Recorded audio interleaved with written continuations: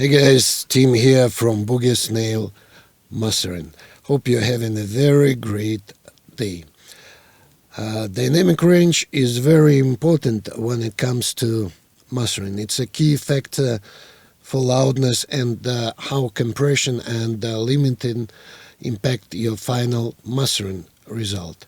So if your track has a high dynamic range, it means that there's a big difference between the quietest and loudest parts of your track, and these can lead to a mix full of life, excitement, and groove.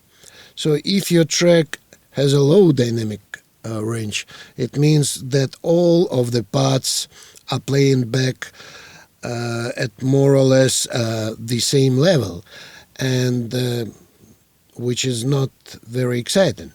So each genre of music has its own instrumental, compositional, and arrangement attributes, which all require a different sensibility when mastering. And today, guys, I will talk about dynamic ranges of different genres of music. So let's get started.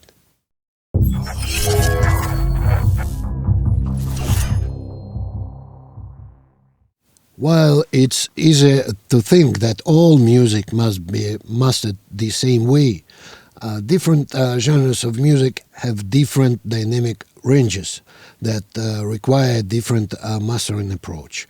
Dynamic range is a term for the degree of dynamic variation in level within a piece of music. It's a difference between the loudest and softest parts of the song, and it's of main concern when mastering.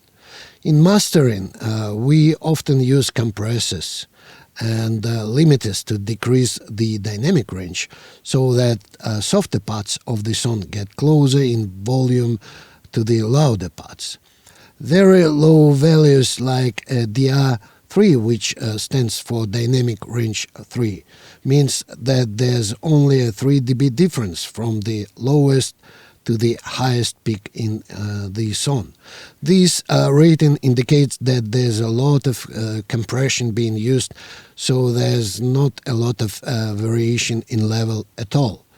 Something that's more natural sounding might have a value of DR12 or more, meaning that there's at least 12 dB difference from the lowest to the highest peak in the song. Here's an example of a dynamic range meter that shows how different the dynamic range from the peak level.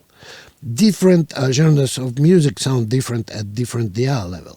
Most music will be considered unpleasant sounding at DR6, but it might be perfectly acceptable for something like electronic music. With most pop, rock, R&B, and hip-hop, a DR of 8 might be quite comfortable, which will not work for jazz, folk, country or classical music, which sounds a lot better with at least DR of 12. Let's look at the examples.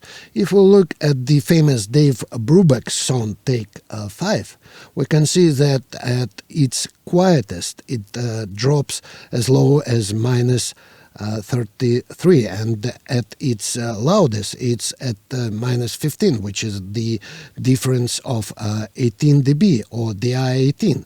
On the other hand, if we look at Metallica Cyanide, we see that the range goes only from minus 3 to minus 6 for a DR3, which is why so many people find it unpleasant to listen to.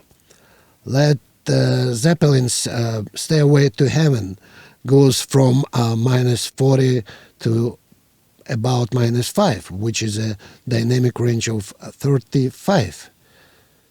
Now look at Muse's supermassive black hole with a range of only 4 dB. So here's a list of different averages for different genres of music. As you can see, some genres like jazz and classical have a large dynamic range, while others like hip-hop and rock have a very narrow one.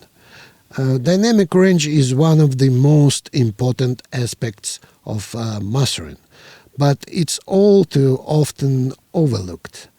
Please keep in mind that dynamic range is a major factor in the sound of your finished mastering project.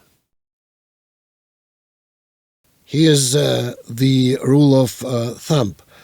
Greater dynamics means less compression, less loudness in your master. Smaller dynamic range means more compression, maximum loudness in your master.